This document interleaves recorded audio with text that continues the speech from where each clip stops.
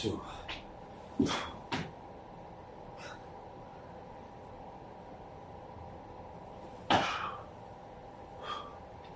3,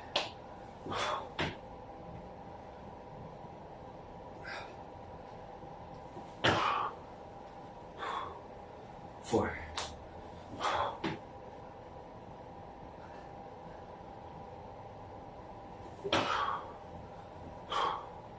5,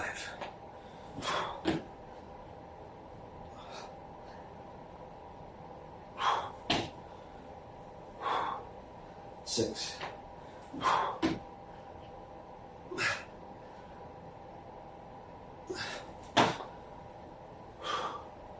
7,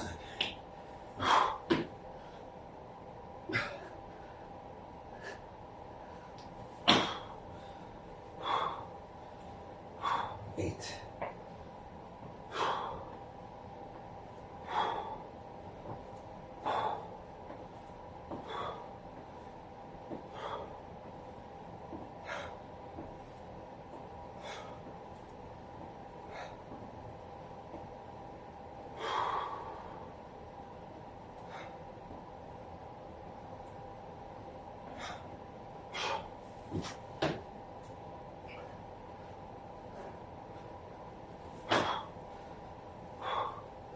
1,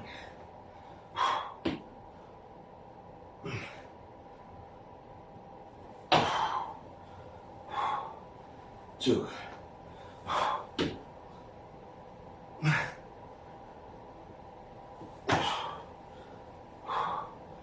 3,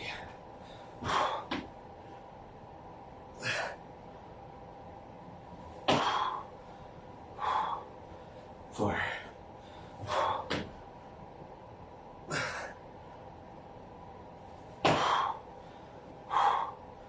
5,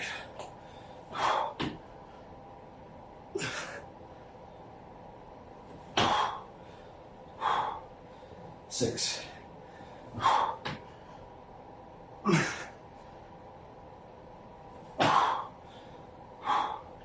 7,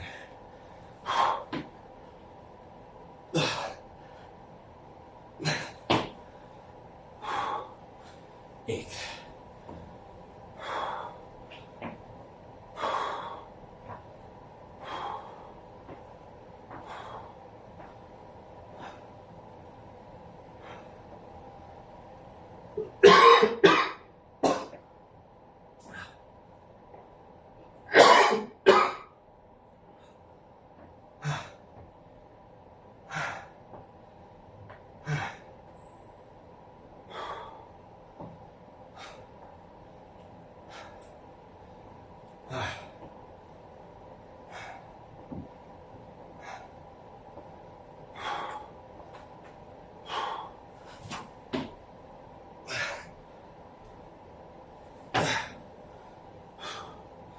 1,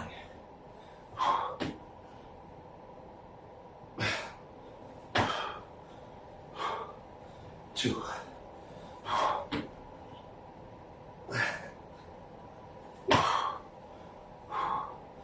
3,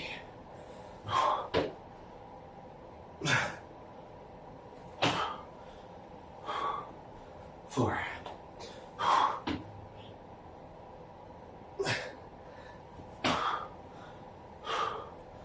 5,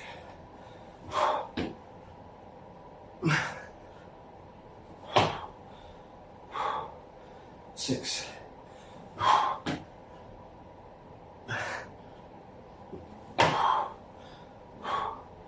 7,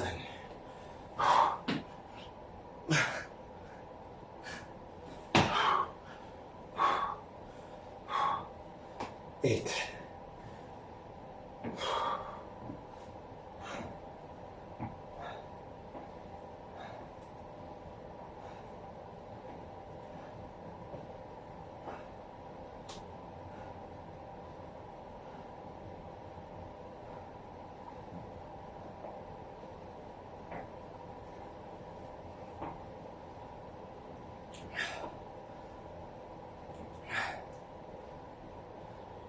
9,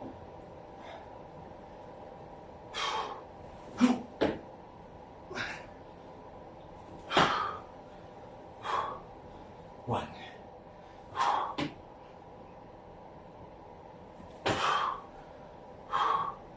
2,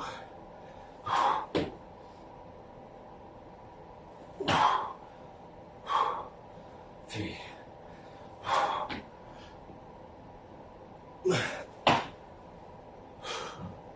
4,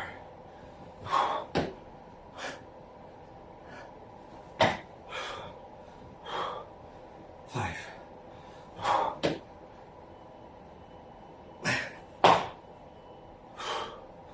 6,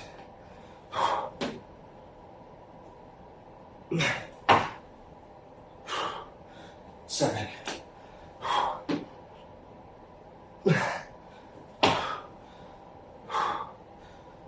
8,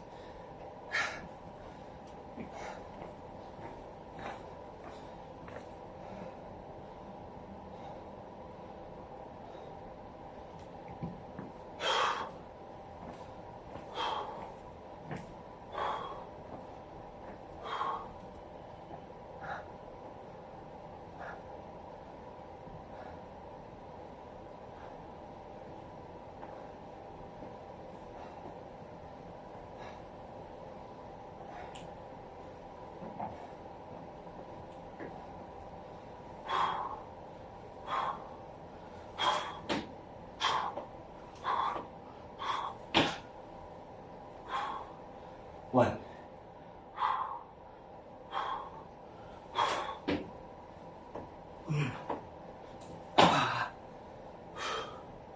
2,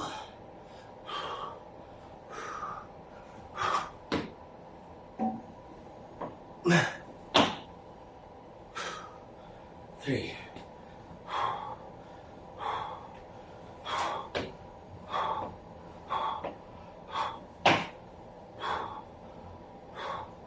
4,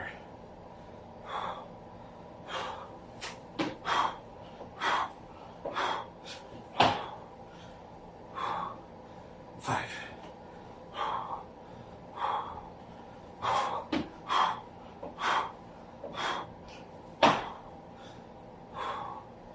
6,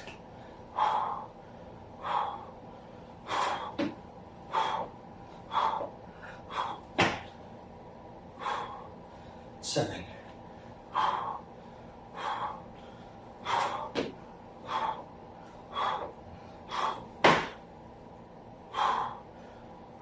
8. Okay.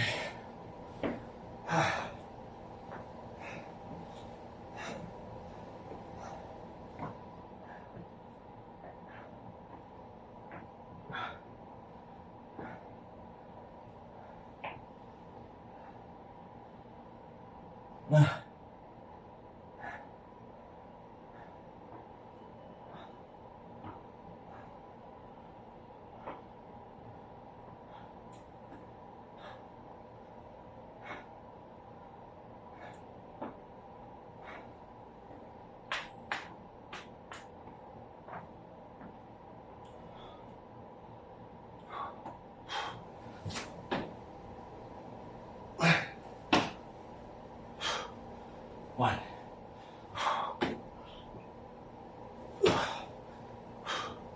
2,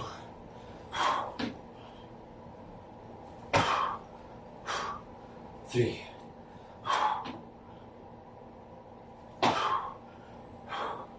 4,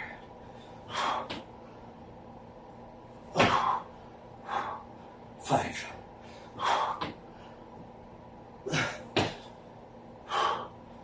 6,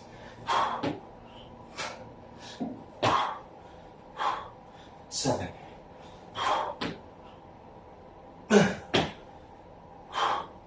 8,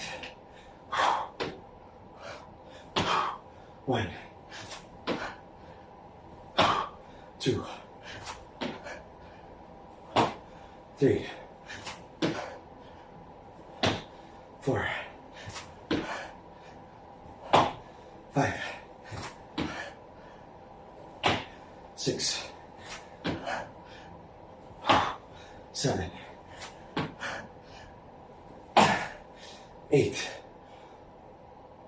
1, 2, 3, 4, 5, 6, 7, 8.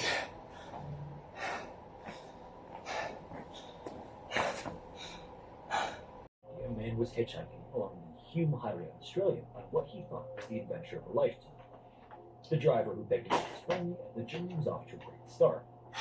Unbeknownst to the man, though, the driver was actually a true monster, and what would happen in the next few moments would lead to the discovery of some of the most horrific crimes in Australian history.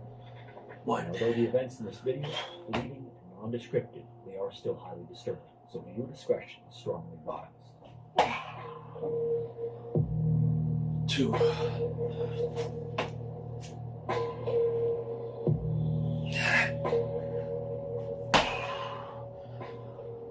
Paul Onions was bored of life following his service in the British Navy.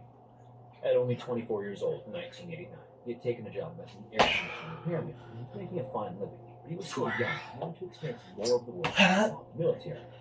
One of the top places on his list to visit was Australia, and when friends would ask him why he wanted to see the country so badly, he always replied that it might just be one of the last places on earth where you can have a real adventure. That explanation was enough to satisfy the question, but it was also one of the answers the yearning Paul felt in his soul for something more out of life. Finally, in January of 1990, he decided it was now or never, so he quit his job in Birmingham, England, to up and down to Sydney, Australia, with nothing more than backpack work along with. When he arrived, he spent some time at a backpacker's hostel to figure out his plan for his extended visit. And knowing he needed to get a job to support himself, he heard about a fruit picking opportunity in the city of Mildura, about 625 miles west of Sydney. He figured this would give him a chance to see more of the country, while the job itself would give him plenty of fresh air and sunshine. So he took a train to the outskirts of Sydney with plans of hitchhiking the Hume Highway to Mildura. Today, in many areas, the concept of hitchhiking is associated with danger and uncertainty, as you never know who might come along to pick you up. But in Australia, in the decades leading to 1990, hitchhiking was a normal and economical way to travel, particularly for backpackers.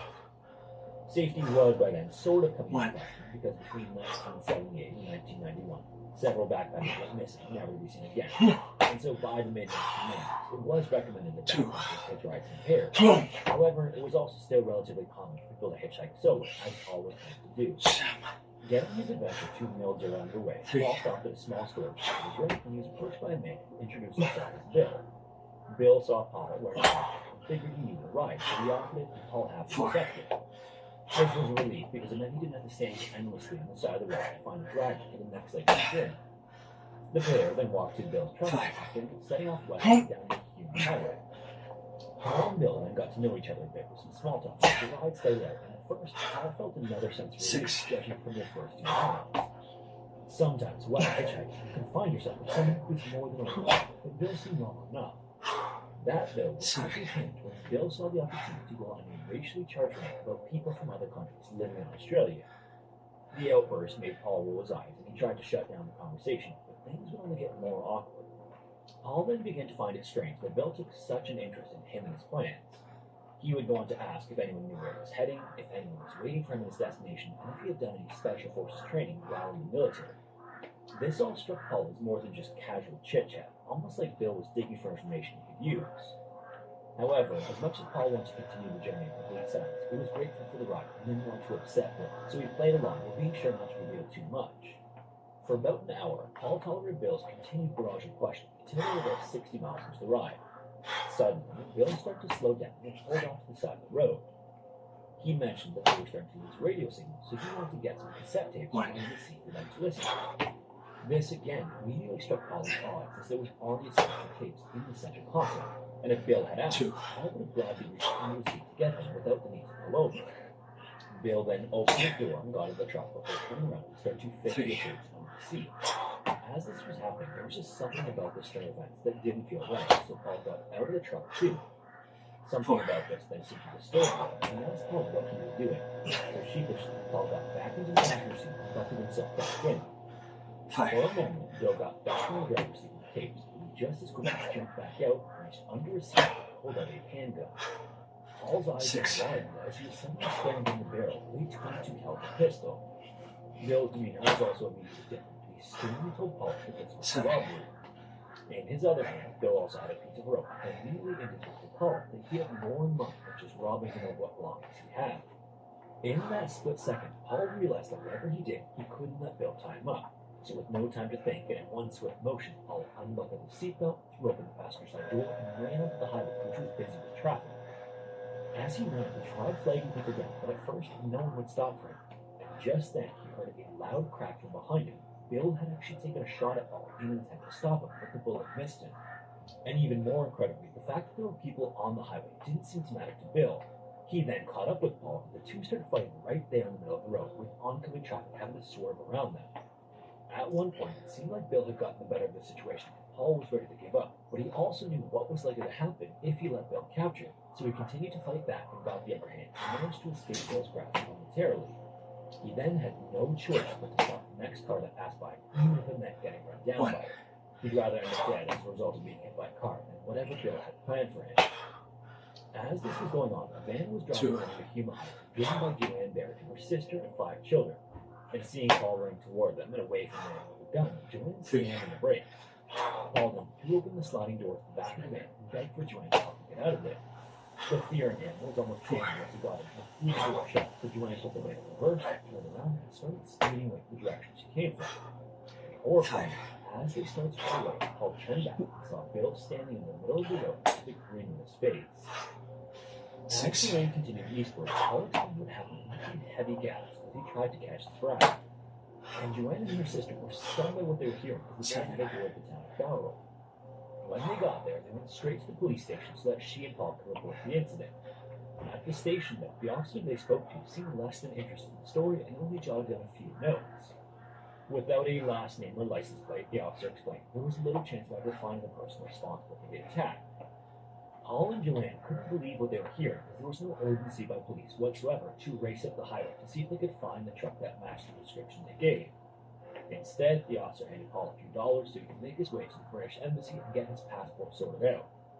In the scramble to get away from Bill, Paul had left his backpack behind, which had all of his belongings in it, so unfortunately, that was the end of the case of the Hume Highway attack. In the immediate aftermath, Paul was able to get a new passport through the British Embassy, and he cut his Australia trip short, returning back to Birmingham, where he had little choice but to go about his life as normal. Almost 3 years would then pass without any word from Australian authorities when he picked up the morning newspaper in late 1992 and came across the story. Paul then read that the bodies of 2 backpackers were discovered in the Belanglo State Forest in New South Wales by runners and identified as 21-year-old Caroline and 22-year-old Joanne. The 2 women were hitchhiking together and seemed to be heading toward Victoria or Perth in Western Australia when they disappeared. Both were from the United Kingdom, and when they were found home, it was known that both of the victims had been horrific crime. 4. Joanne's body had 35 punctures on her chest and back. One of these caused her to become paralyzed, making it completely impossible to fight back as the attack continued. 5. At some point during this as well, she had also been gagged and assaulted. Caroline, on the other hand, was found just 30 feet from the ground, but she was blinded and shot many times. Indications of the scene also pointed to her being used as a target practice before she succumbed to her injuries. As Paul was more and more disturbed by what he was reading, next to the article was a small map with marks to note where the bodies were found. One of the towns included on it as a reference point caused his jaw to drop. It was Barrow. This vicious incident had occurred right within the vicinity of Paul's attack. About another year would pass when a man collecting firewood in the same state forest came across human remains determined to belong to 19-year-old backpackers Deborah and James. In December of 1989, the 2 left Melbourne for a festival similar to Burning Man, where they had friends waiting for them, but the couple never showed up. They were reported missing in the days that followed, but just as with the report of Paul's attack, authorities showed little interest in the disappearance. And just like the other 2, James's remains showed signs of multiple puncture wounds, including one that also left him paralyzed before passing. Meanwhile, Deborah was almost unrecognizable because of the attack. Medical examiners found at least 2 severe skull fractures and marks on her forehead. The similarities between the 2 crime scenes finally forced police into action, and a task force of more than 20 detectives was formed in New South Wales.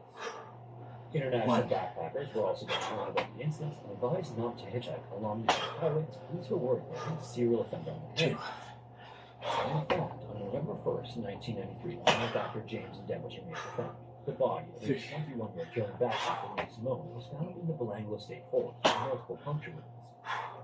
Then, just 4, 3 days later, during a search report conducted by police, the bodies of 21-year-old Gabbard and 21-year-old Anya, both German 5, officers, were discovered in the same area.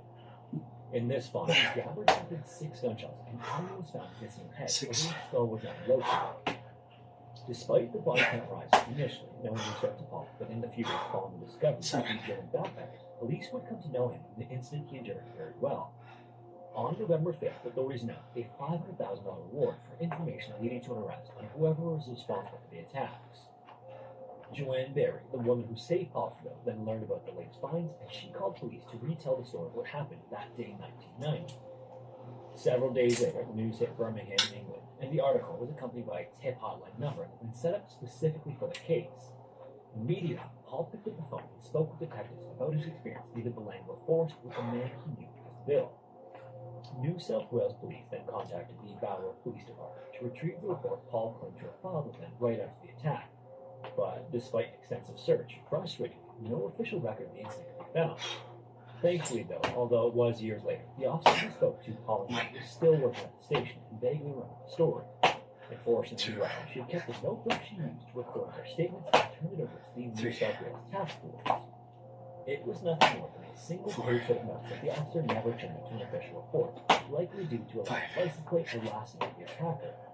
Among the notes was a vague description of the driver described by Paul, who said that his attacker was somewhat muscular, with a handlebar mustache and resembled famous cricket player Dennis Lilly. Around the same time, a woman who identified herself as Mary also called the tip line to report that in 1977, a man fitting the same description tried to take over front near Balro while they were backpacking and hitchhiking on the Hume Highway. 5, Between these tips and the bodies recovered, 6, several patterns seemed to emerge, pointing to the same person being responsible for all of them. This included that all the victims were backpackers, all the bodies were found in remote areas, most of the bodies also had multiple wounds. For 2012, and around this time, the whole trash the dress trend became pretty popular and was going around social media. It's still a thing, but at the time, it saw a bit of an explosion of popularity, and she thought it'd be fun to partake. Trash the dress is exactly as the name sounds. It's a style of photography where newlywed brides will take photos of their wedding dress in a completely out of place or unexpected location for contrast. It's a form of glamour photography and tends to be snapped in areas like garbage dumps, mud, city streets, or in the case of today's video, by a body of water. Maria was compelled by this trend, and so she decided to give it a shot herself. It may seem silly, but I think her rationale was sound. According to her friend, she just didn't want her wedding dress to get pops, and Maria even said she just wants to have fun. She'd commissioned a photographer named Lewis for the day of June 24th, and Lewis would pick a spot at a nearby river that he figured was safe. The day arrived, and Maria pulled up to the location, excited to be in her favorite dress again. The photographer and his assistant greeted her and showed her over to a location where they immediately began to start shooting pictures. As it was going on, Maria was more than happy with the location and the shot, so she came up with another idea of getting into the water. Now, I know what you're thinking, it's a river and starting to swim would be crazy, but that's not actually what she meant. At first, she meant just stepping in and standing there, maybe like 6 inches to 1 feet of water. So that's what she did. She stepped in a very shallow part and shooting the swim. Since she was getting comfortable in the water, though, she decided to go in and float for a bit, saying to the photographer that it was only going to be for a quick minute. What she didn't realize is that this very long wedding dress was going to end up absorbing a significant amount of water and weighing her down. Within 2 minutes, the soaked dress was almost 100 pounds, and she still wasn't getting soaked out. She began to shake and scratch, yelling that she can't anymore and that it was too heavy. Lewis jumped in and attempted to help her, saying that he did everything he could, but it was simply too heavy and she was pulling it out.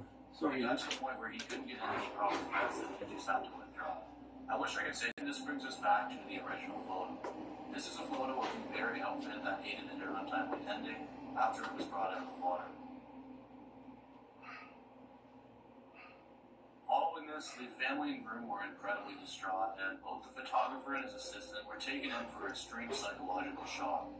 Lewis maintains that he did everything he could, and even said to CTV, "I tried to save her, I tried, and I tried, and I tried." It was evident that he felt very, very guilty. I can't imagine what it would be like having been in this situation. It's just very tragic no matter what way you look at it. I hope everyone involved has found peace.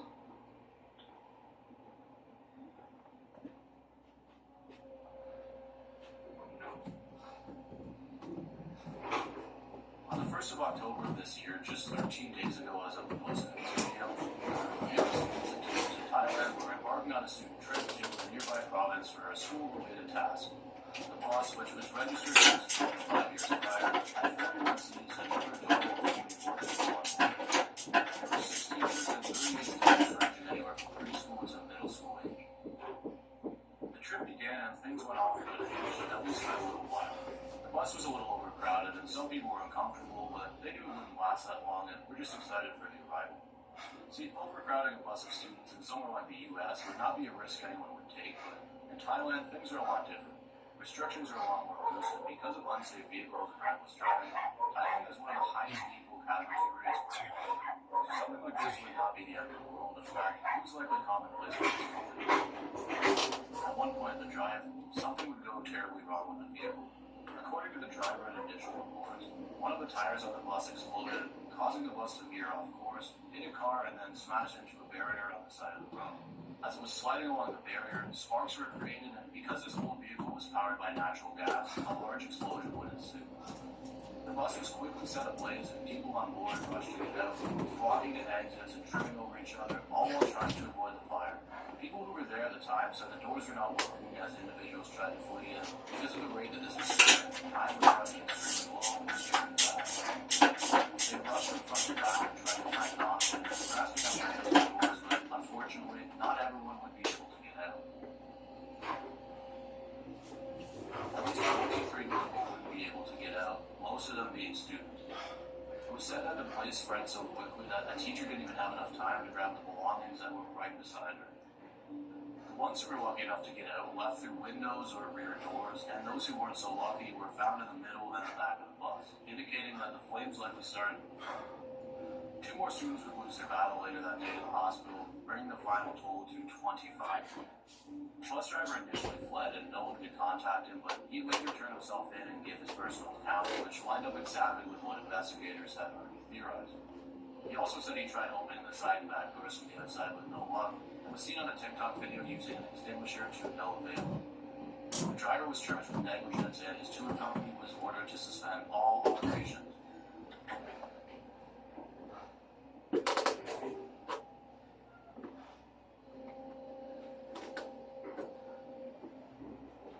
Halloween's coming up, and like most cities around the world, Seoul, South Korea, and its younger crowd are pretty big on the scary festivities and dressing up in their favorite costume.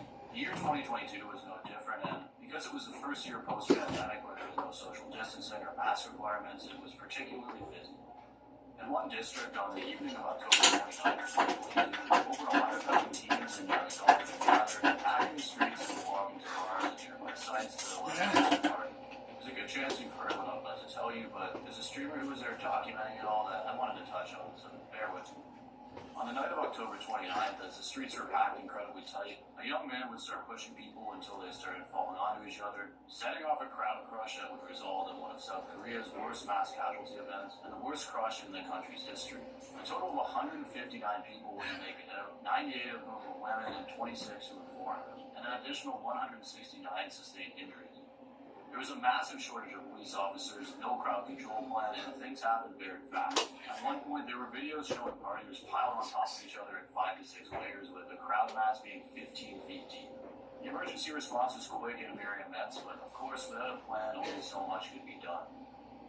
Amidst this young crowd, there was of course no shortage of photos, videos, and live streams, and they were all used to string together what happened and show the true severity of what occurred. Including this one, where a streamer documents his entire experience from beginning to end. It begins with him having a blast, talking to his chat, and joking about why he would be there on such a busy day. He points out some girl he finds attractive and goes with the rest of the crowd towards a bar he was interested in visiting. The stream runs quite long, but I think it's incredibly distressing to see him go from all fun and games to slowly realizing something's terribly wrong. We even see him eventually realize that there were casualties and that people weren't just passing out. About 17 minutes in, just 10 minutes after being in a fantastic mood, he realizes he can't even lift his own foot and starts to get nervous. Things get tighter, people begin yelling and losing their ability to properly breathe in and out, and it just escalated so quick. It really is very, very hard to watch. We see young women who weigh next to nothing get squeezed in the depth of the crowd, asking for help and yelling at women who's absolutely nothing.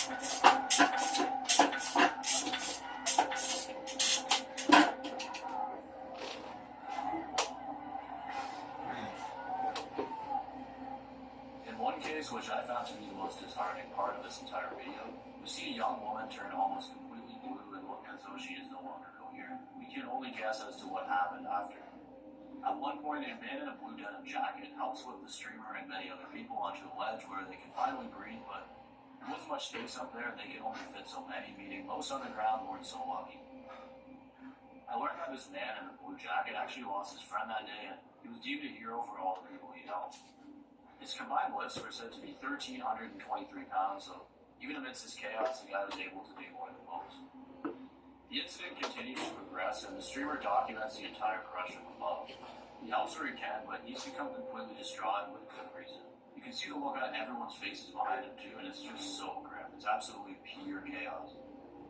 He ends the stream about an hour and 4 minutes in, and many developments are later made on who in the video survived and who didn't. To think that this all started from one guy foolishly pushing a bunch of random people is absolutely mind-blowing.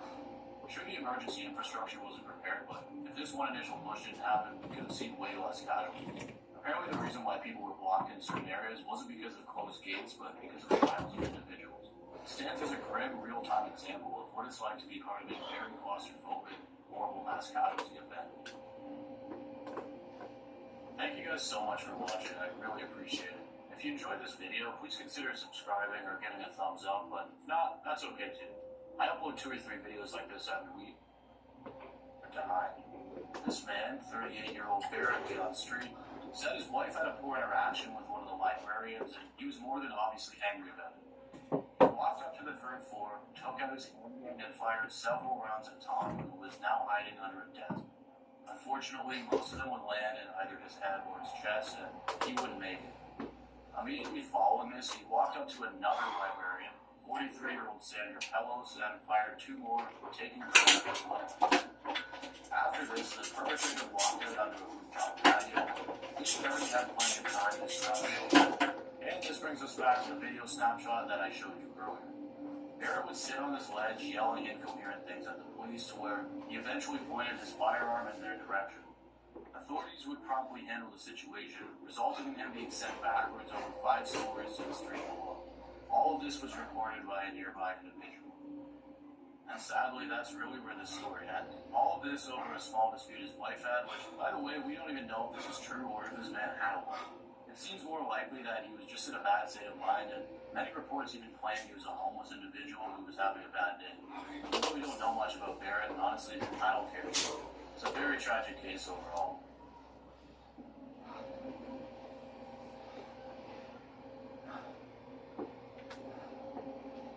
In mid to late November of 1953, a group of workmen in a small town in Wales were out doing some work together in a field. They were clearing out a triangular plot of land to make space for an upcoming memorial hall that the town was going to erect. It wasn't a very quick or fun process, but it had to be done, and so the men would get outside into the cold and start to get after it. Part of the job was clearing out any empty garbage or used resources that were left there in the field, so they'd get after that first. They picked up everything from empty packages to metal feeding trays to even an old scarecrow that a farmer had up in the months preceding. See, like any construction job, there was no shortage of trash, and throughout the entire job, they would keep the pile building with plans to burn it all off at the very end. That way, they didn't have to keep making new piles or taking it away at the end of each day. Weeks later, on December 7th of 1953, their work on the site would eventually come to an end, and as expected, they began to burn off the trash. The pile was now 6 feet high, and some of the guys were pumped to douse it and watch it burn off. Everything seemed normal at first, but while it was burning, one of them noticed something a little strange and peculiar that he just had to check out. He looked closely and he thought he saw what looked like the spine of a large animal falling out of some pieces of clothing that were sitting in the pile. He quickly snapped into reality though and realized that there's clothing there and animals don't wear clothing, so there can only be one thing going on here. See, what he thought was a scarecrow that they'd thrown onto the fire actually ended up being a real deceased person who was left in the area for some period of time. The police were immediately called and an investigation was launched. One of the investigators scoured the area and came across fragments with gray hair and a net, further cementing what the worker had already feared. They also found a wedding ring, a brown game day, and more clothing items that belonged to the woman.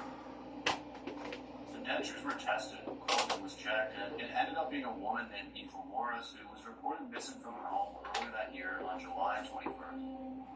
Her Her husband had woken up beside her, gotten up to make some breakfast in bed, and when he walked back into the room to give her some, she was simply just gone. He also said that she wasn't doing so well at the time, and that's why he'd offered to bring it into her. The handbag was analyzed, and they found a bottle containing some brandy, but they don't know if that has anything to do with it. Unfortunately, to this day, the case still remains unsolved and probably never will be. Some people theorize that she went on a walk to clear her mind and succumbed to the elements, but others think maybe there is foul play.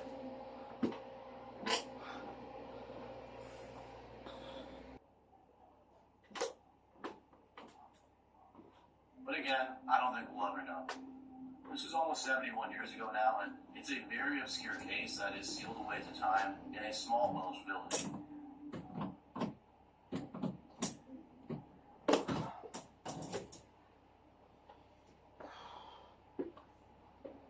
Carl Jackson was a quiet 21-year-old data entry clerk for Morgan Stanley who was living in the Bronx in the 90s. He had a great head on his shoulders and was the son of two hardworking parents, a nurse and a postal worker. He didn't like to go out, especially on holidays, but if he had to, he had to. On Halloween night in 1998, Carl and his girlfriend were driving through a neighborhood to enjoy a Halloween party to pick up his girlfriend's 9-year-old son. Before they could even get there, a very familiar thing happened. A group of kids started throwing eggs at his car, which was par for the course on Halloween night in the Bronx at this time, but he still felt the need to pull over and try to teach these kids something. When he got out, the kids were hostile, bold, and naturally an argument ensued. They bickered back and forth, but at a certain point, he felt it was futile and not worth his energy, so Carl went to sit back down in his seat and get back on his way. His girlfriend was relieved too. It was at this point that one of the kids, 17-year-old Curtis Sterling, walked up to the window in anger and mercilessly fired a single round at Carl from the side of the car. All of this right in front of his girlfriend. The kids fled and emergency services would immediately be called. As expected, Carl would not make it. It created a devastating hole in his family and left one major question. How could something like this happen over something as simple as eggs? Well, it turns out this is not the first lethal incident in the Bronx involving eggings around that time. There's many examples. Like this story where a 12-year-old was chased down by a guy leaving the bar with an egg, or this case where a 10-year-old was struck by a stray shot when he used an egg flip, also on Halloween. Despite egging seeming relatively mild, they're seen as a massive inconvenience and insult, so if you hit the wrong person, you can expect some issues. Groups are even told not to sell them to minors around certain times of the year as to prevent them from happening. By 1998, over a dozen casualties had already arisen as a result of egging-related incidents. Carl's mother, Gloria, said to me replying, "We never thought that anyone from our family would be taken away from us, especially on a holiday for something so stupid. I think it took us 2 years to even think about it. We were just devastated." Because he was only 17, the perpetrator, Curtis Sterling, was sentenced to a measly 20 years in prison, meaning he's more than likely out now. I have his inmate number, but no further details are online. Apparently, Carl's mother would send a card to Curtis every single Halloween saying, "I'm glad you're still in there." The family also gathers at his grave every year to talk to him and give him painted rocks. It's another story of a sad, senseless situation where someone good is taken away too young. Most of this information is from 2010 and prior, so I hope since then the family has been doing a little better.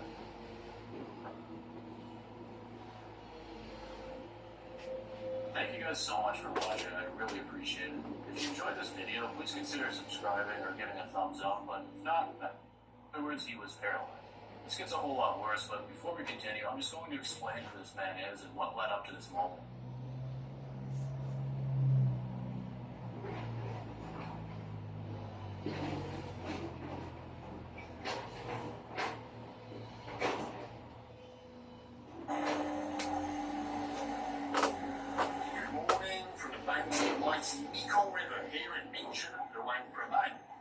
We're now going to head off into rural Laos in search of some, well, let's say, explosive content. Watch this little introduction I made and we'll begin our journey. Whilst the American military was fighting in Vietnam in full view of the world, over the border in Laos, the CIA was conducting a secret war which was equally as vicious. For 9 years,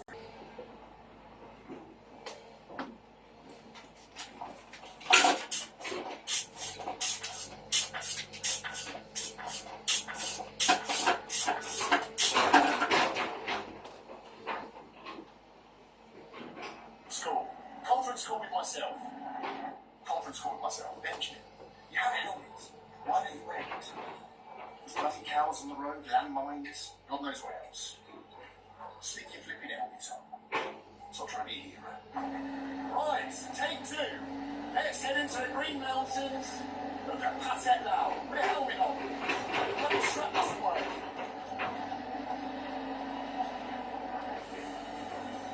There are so many dropped here. Millions, hundreds of millions of bombs dropped here. There has to be some just lying around still. What are you going to find? Oh, there's one. There's one. There's a bomb. Our first bomb. Our first piece of history. I was literally just talking about finding a bomb on the highway. Look what we've seen here. Look at this. This. The fuse is gone, so I think it's safe. It's just a massive bomb lying here next to a house in some random village. There's the inner workings of it. Now used as a place just to put some empty plastic. But this bomb here was dropped from a B-52 that took off probably in Thailand or, I don't know, maybe in the Philippines. Went to the house, wrapped its nose, put it in here. We've got a box here, doing it. Our very first bomb of the trip that we found, it is still stuck here, lying around. Actually, hundreds of millions of these were dropped on Laos. I think this is just the first one we're going to find. The first of many. Our first bomb. So that was our first bomb. Already, we've seen one. What's it going to be like when we get further east?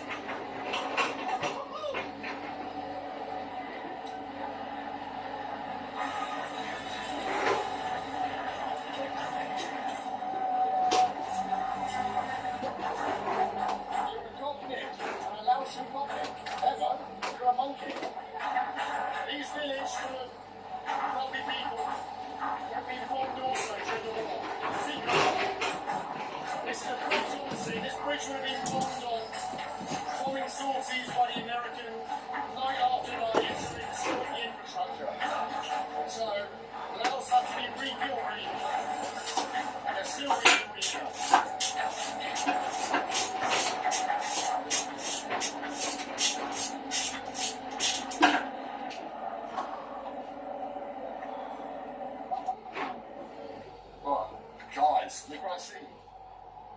We found another bomb, or what was once the holding, or the casing for a cluster munition. Look at this, it's now a fence post. The farmers found it in a field, obviously, and just used it here as a fence post. But before this, and the other half of it, we obviously found the top and the bottom here, would have been full of maybe, I don't know, 20, 50, 100 little cluster munitions. If there's any writing on it, no writing.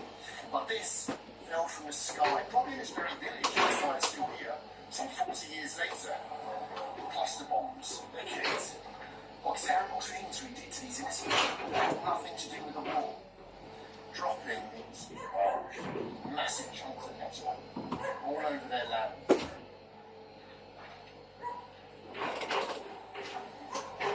And still here, this piece of history, all these years later. Look at it. Look at that. Produced in America, not in house. Let's shake hands first. Hello, sir. Hello. I wonder if you can say, can you read this? Yeah? Yes? It's okay? Okay. Okay. Well, on Google, I saw a photo of a house that had fence posts made out of bombs. And it was marked around about here. Every time I stop and ask someone whereabouts it is, I don't think they can even read the translation. So, we just have to search. Hello there. Somebody, did you read this? Can you read loud? Can you read and tell me? Bombies. Bombay village. Bombay. You know where is Bombies here? No? Not possible, not possible. Never mind, thank you. Come chat. Oh my God.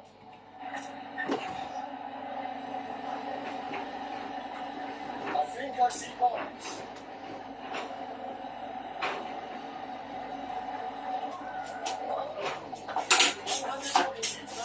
Oh my God, look at this.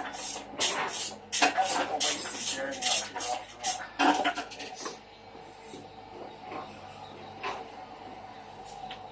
Someone's created garden fence entirely. Well, I call them bombs. I don't know what they are exactly, but